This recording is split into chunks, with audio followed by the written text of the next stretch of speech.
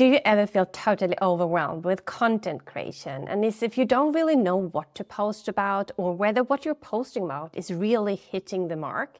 And I know exactly how that feels, because in the beginning of my entrepreneurial journey, it felt as if that was the only thing that I was doing the whole time, creating content over and over and over again. And I didn't really know if that was going to, attract the right people, or if I even covered the right pillars. And I constantly searched for the right pillars or even the right content calendar. And I downloaded all the different types of content calendars that other people had, and then I didn't do anything about them. And I think it all comes down to simplicity.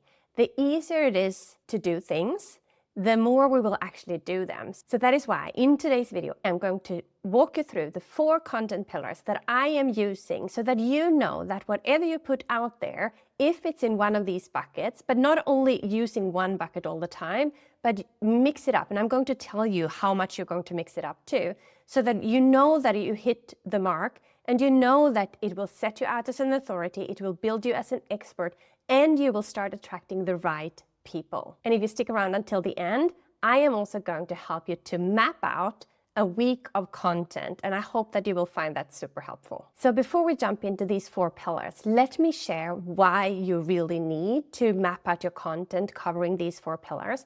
It is because the biggest mistake I see that people make are that they are confusing, they are a little bit all over the place. One day they talk about this, the next day they talk about that. And that makes their audience confused too. And you know what we say about a confused audience? They don't buy. So by implementing these 4 pillars, you will know what to say, and also that what you're saying is actually covering the bits and pieces that you need to cover to set yourself up as an authority and to be seen as an expert in your niche. These pillars will also give you the framework so that you know that whenever you follow this framework, first of all, it does make it way easier, doesn't it?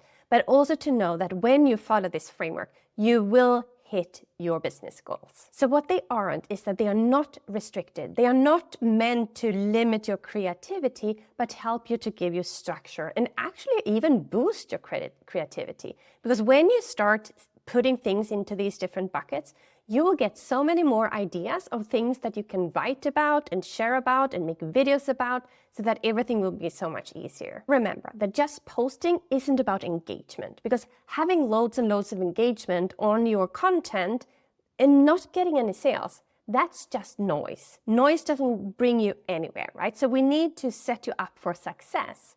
And at the same time, it's nice, of course, to get engagement on your posts. So we will aim for engagement, but we want to help you to get the right engagement on your post. So the biggest and probably the most important question you need to ask yourself is, why am I on LinkedIn? Is it to build a strong personal brand? Is it to attract amazing opportunities? Is it to attract leads and clients? And probably a little bit of a mixture of all of these, right? But I want you to think about what it is about LinkedIn that makes you want to be there in the first place. Okay, so let's start with pillar number 1. Pillar number 1 is educational content. And you might have used this one a little bit too much in the past, where you shared about how-tos. The point now, though, is that when everyone has access to so much AI-generated information, the how-tos need to be looking a little bit different, right? So what you're doing here is you do provide value through actionable tips, and you share insights, and you do share some how-tos, but not only how-tos all the time. What you can do is you can share stories and concepts of how things are really working, right? So for example, 3 common mistakes that people make with, and then you add your topic and how to avoid that. Or a step-by-step guide to achieve, and then you add a specific result. Remember that people always want to hear about the specific results. The more specific you can be, also when you talk tangible numbers, for example, the better it is. Or maybe my top 3 strategies for, and then you add your niche again. Maybe to find the perfect job, or to find the perfect role, or to find your dream job, or whatever it might be that you help your people do.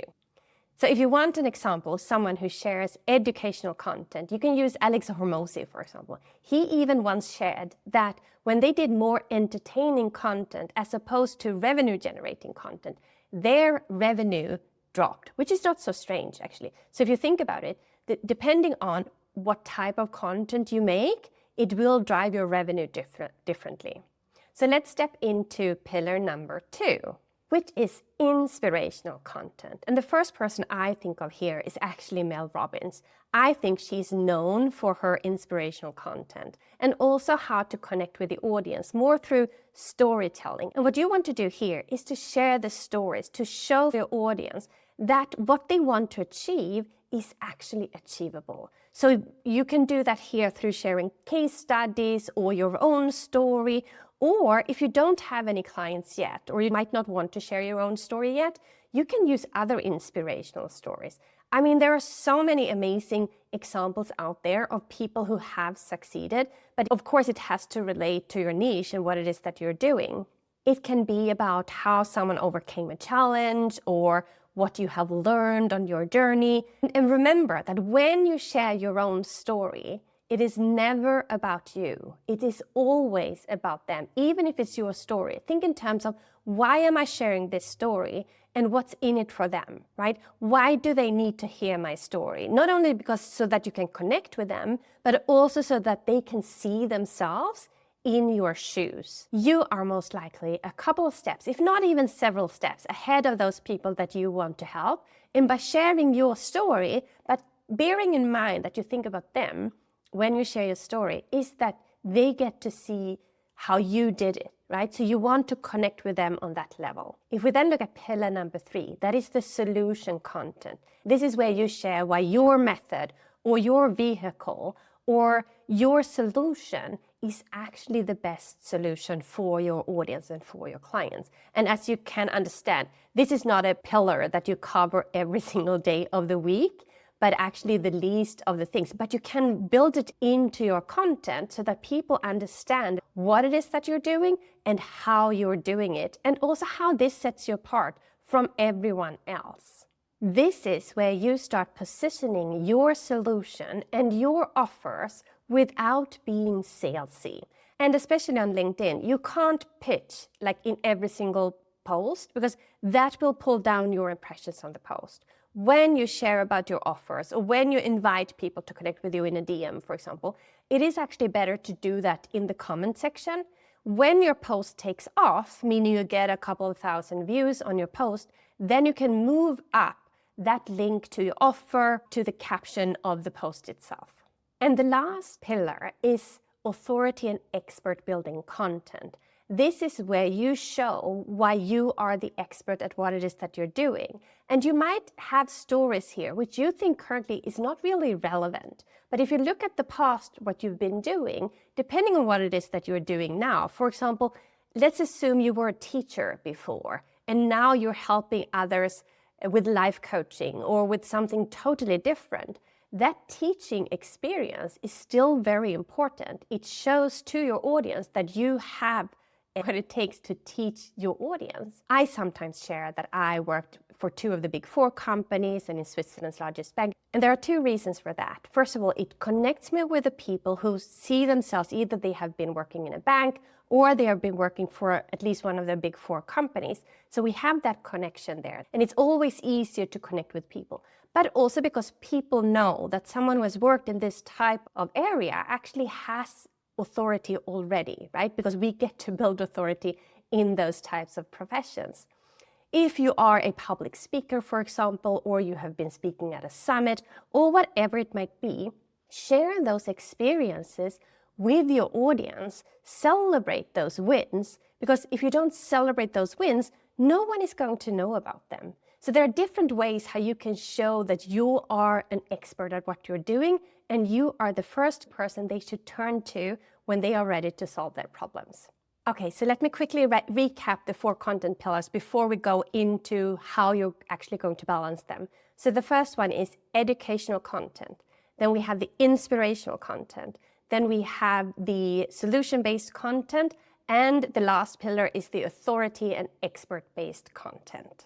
So if you want to balance them out, as I think you should, what you can think about is if you post 5 times per week, for example, to add 2 educational posts, 1 inspirational post, 1 solution-based post, and 1 authority-building post. But of course, it depends are you currently promoting a launch, for example? Are you currently promoting a masterclass? Or are you not promoting anything at the moment? Then that need to weave into these different types. So don't look at it as very stale, but more like a suggestion and more like having a framework to lean back to, and to make sure that you actually cover the different pillars every now and then. So you don't get stuck in the how-to content, or you don't get stuck only in the inspirational content, or you never talk about your offer. So make sure you actually use these content pillars and to build up your social media with that. So now that you have those 4 pillars, let's make it practical. Let's give you a couple of ideas here what to do. So I would actually encourage you to brainstorm at least one idea per pillar, one thing that you could write about for each of the pillars. So let me give you an example. If you are a health coach, for example, you could talk about nutrition. You could talk about, and you are the expert here, you know that way better than I do, but you could probably talk about weight loss, for example. You could talk about the importance of rest. You could talk about stress management. I don't know all of the different topics that you could talk about. But here it's also important to remember that don't try to cover all of the different bits and pieces, because the broader you become, the harder it will actually be for people to understand exactly what it is that you're doing. So I would encourage you to keep it fairly narrow and identify 1 to 2 to maximum 3 different topics, and then categorize them into these different pillars. I also have a final tip for you. Before you hit post on that post, I want you to think 2 things. First of all, what's in it for my ideal client? Why do they need to read this now? And when I say now, I don't mean right in this moment, because you could absolutely batch your content. What I mean is, why is this topic important for them? We don't just want to put out content there that doesn't mean anything. You want to make an impact, right? And the second thing I want you to think of is, what type of action do I want them to take? Because if you don't give them an action to take, if you make it hard for them to actually comment on your post and engage in your post, people won't do it. Make it easy for them. Don't write novels that people need like 5 to 10 minutes to read.